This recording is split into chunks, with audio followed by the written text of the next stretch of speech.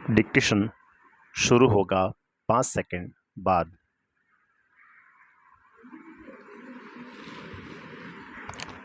अंतर की घुमड़ती वेदना को आंखों की राह बाहर निकाल लेने पर मनुष्य जो भी निश्चय करता है वे भावुक क्षणों की अपेक्षा अधिक विवेकपूर्ण होते हैं। शेखर जोशी, जन्म सन 1932, अल्मोड़ा, उत्तरांचल।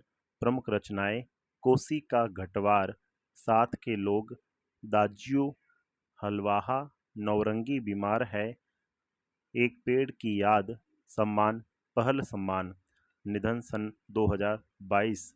पिछली सदी का छठवां दशक हिंदी कहानी के लिए युगांतकारी समय था।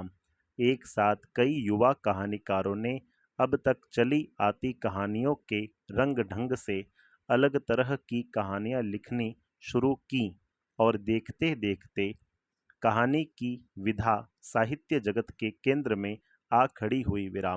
उस पूरे उठान को नाम दिया गया नई कहानी आंदोलन। इस आंदोलन के बीच उभरी हुई प्रतिभाओं में शेखर जोशी का स्थान अन्यतम है। उनकी कहानियां नई कहानी आंदोलन के प्रगतिशील पक्ष का प्रतिनिधित्व करती हैं। समाज का मेहनतकश और सुविधाहीन तबका उनकी कहानियों में जगह पाता है। निहायत सहज एवं आडंबरहीन भाषा शैली में वे सामाजिक यथार्थ के बारीक नुक्तों को पकड़ते और प्रस्तुत करते हैं।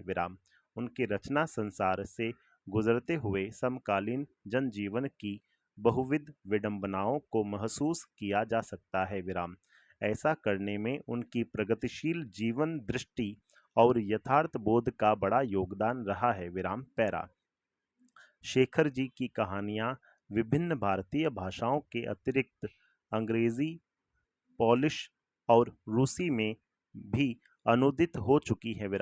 उनकी प्रसिद्ध कहानी दाज्यू पर चिल्ड्रंस फिल्म सोसाइटी द्वारा फिल्म का निर्माण भी हुआ है। पैरा गलता लोहा शेखर जोशी की कहानी कला का एक प्रतिनिधि नमूना है। समाज के जातिगत विभाजन पर कई कोणों से टिप्पणी करने वाली यह कहानी इस बात का उदाहरण है कि शेखर जोशी के लेखन में अर्थ की गहराई का दिखावा और बड़बोलापन जितना ही कम है, वास्तविक अर्थ गांधीर्य उतना ही अधिक। लेखक की किसी मुखर टिप्पणी के बगैर ही पूरे पाठ से गुजरते हुए हम यह देख पाते हैं कि एक मेधावी किंतु निर्धन ब्राह्मण युवक मोहन किन परिस्थितियों के चलते उस मनोदशा तक पहुंचता है जहां उसके लिए जातीय अभिमान बेमानी हो जाता है। सामाजिक विधि निषेधों को ताक पर रखकर वह धनराम लोहार के आफर पर बैठता ही नहीं, उसके काम में भी अपनी कुशलता दिखाता है। मोहन का व्यक्तित्व जातिगत आधार पर निर्मित झूठे भाईचारे की जगह मेहनतकशों के सच्चे भाईचारे की प्रस्तावना करता प्रतीत होता है, मानो लोहा गलकर एक नया आकार ले रहा हो। मोहन के पैर अनायास ही शिल्पकार टोले की ओर मुड़ गए। उसके मन के किसी कोने में शायद धनराम लोहार के आफर की वह अनुगूंज शेष थी जिसे वह पिछले 3-4 दिनों से दुकान की ओर जाते हुए दूर से सुनता रहा था। निहाई पर रखे लाल गर्म लोहे पर पड़ती हथौड़े की धप धप आवाज, ठंडे लोहे पर लगती चोट से उठता ठनकता स्वर और निशाना साधने से पहले खाली निहाई पर पड़ती हथौड़ी की खनक, जिन्हें वह दूर से ही पहचान सकता था। पैरा लंबे बैंट वाले हसुए को लेकर वह घर से इस उद्देश्य से निकला था कि अपने खेतों के किनारे उग आई कांटेदार झाड़ियों को काट छांट कर साफ कर आएगा। बूढ़े वंशीधर जी के बूते का अब यह सब काम नहीं रहा। यही क्या, जन्म भर जिस पुरोहिताई के बूते पर उन्होंने घर संसार चलाया था, वह भी अब वैसे कहाँ कर पाते हैं। यजमान लोग उनकी निष्ठा और संयम के कारण ही उन पर श्रद्धा रखते हैं, लेकिन बुढ़ापे का जर्जर शरीर अब उतना कठिन श्रम और व्रत उपवास नहीं झेल पाता। विराम। सुबह सुबह जैसे उससे सहारा पाने की नीयत से ही उन्होंने गहरा निश्वास लेकर कहा था, पैरा, आज गणनाथ जाकर चंद्रदत्त जी के लिए रुद्री पाठ करना था। अब मुश्किल ही लग रहा है। विराम। यह 2 मील की सीधी चढ़ाई अब अपने बूते की नहीं। विराम। एकाएक ना भी नहीं कहा जा सकता, कुछ समझ में नहीं आता। पैरा। मोहन उनका आशय न समझता हो ऐसी बात नहीं, लेकिन पिता की तरह ऐसे अनुष्ठान कर पाने का न उसे अभ्यास ही है और न वैसी गति। विराम। पिता की बातें सुनकर भी उसने उनका भार हल्का करने का कोई सुझाव नहीं दिया। विराम। जैसे हवा में बात कह दी गई थी वैसे ही अनुत्तरित रह गई। विराम। पैरा।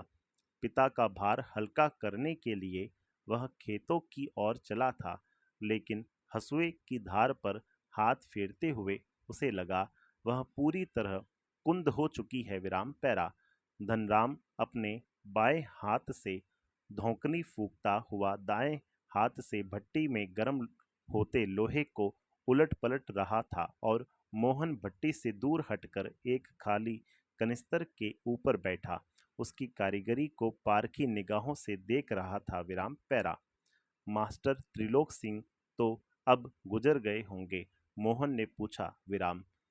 वे दोनों अब अपने बचपन की दुनिया में लौट आए थे। विराम। धनराम की आंखों में एक चमक सी आ गई। विराम। वह बोला, मासाब भी क्या आदमी थे लला, अभी पिछले साल ही गुजरे। विराम। सच कहूं, आखिरी दम तक उनकी छड़ी का डर लगा ही रहता था। विराम। पैरा। दोनों हो कर हंस दिए। विराम। कुछ क्षणों के लिए वे दोनों ही जैसे किसी बीती हुई दुनिया में लौट गए। विराम। पैरा। गोपाल सिंह की दुकान से हुक्के का आखिरी कश खींचकर त्रिलोक सिंह स्कूल की चार दीवारी में उतरते हैं। विराम। पैरा। थोड़ी देर पहले तक धमा चौकड़ी मचाते, उठापटक करते और बांज के पेड़ों की टहनियों पर झूलते बच्चों को जैसे सांप सूंघ गया है। विराम। कड़े स्वर में वह पूछते हैं, प्रार्थना कर ली तुम लोगों ने? पैरा। यह जानते हुए भी कि यदि प्रार्थना हो गई होती तो गोपाल सिंह की दुकान तक उनका समवेत स्वर पहुंचता ही। त्रिलोक सिंह घूर घूर कर एक एक लड़के को देखते हैं। विराम। फिर वही कड़कदार आवाज, मोहन नहीं आया आज। पैरा। मोहन उनका चहेता शिष्य था। विराम। पुरोहित खानदान का कुशाग्र बुद्धि का बालक, पढ़ने में ही नहीं गायन में भी बेजोड़। विराम। त्रिलोक सिंह मास्टर ने उसे पूरे स्कूल का मॉनिटर बना रखा था। विराम। वही सुबह सुबह, हे प्रभु आनंददाता, ज्ञान हमको दीजिए, विराम, का पहला स्वर उठाकर प्रार्थना शुरू करता था। विराम। पैरा। मोहन को लेकर मास्टर त्रिलोक सिंह को बड़ी उम्मीदें थीं। विराम। कक्षा में किसी छात्र को कोई सवाल न आने पर वही सवाल वे मोहन से पूछते और उनका अनुमान सही निकलता। विराम। मोहन ठीक ठीक उत्तर देकर उन्हें संतुष्ट कर देता और तब वे उस फिसड्डी बालक को दंड देने का भार मोहन पर डाल देते। विराम। पैरा। पकड़ इसका कान और लगवा इससे 10 उठक बैठक, वे आदेश दे देते। विराम। धनराम भी उन अनेक छात्रों में से एक था जिसने त्रिलोक सिंह मास्टर के आदेश पर अपने हमजोली मोहन के हाथों कई बार बैंत खाए थे या कान खिंचवाए थे। विराम। मोहन के प्रति थोड़ी बहुत ईर्ष्या रहने पर भी धनराम प्रारंभ से ही उसके प्रति स्नेह और आदर का भाव रखता था। विराम। इसका एक कारण शायद यह था कि बचपन से ही मन में बैठा दी गई जातिगत हीनता के कारण धनराम ने कभी मोहन को अपना प्रतिद्वंद्वी नहीं समझा, बल्कि वह इसे मोहन का अधिकार ही समझता रहा था। विराम।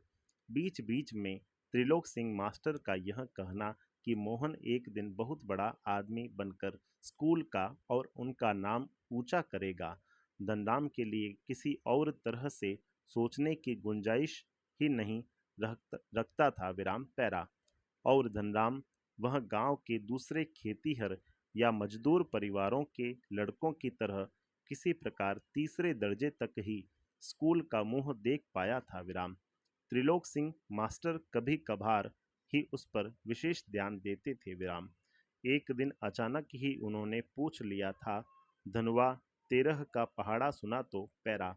12 तक का पहाड़ा तो उसने किसी तरह याद कर लिया था, लेकिन 13 का ही पहाड़ा उसके लिए पहाड़ हो गया था। संपूर्ण विराम।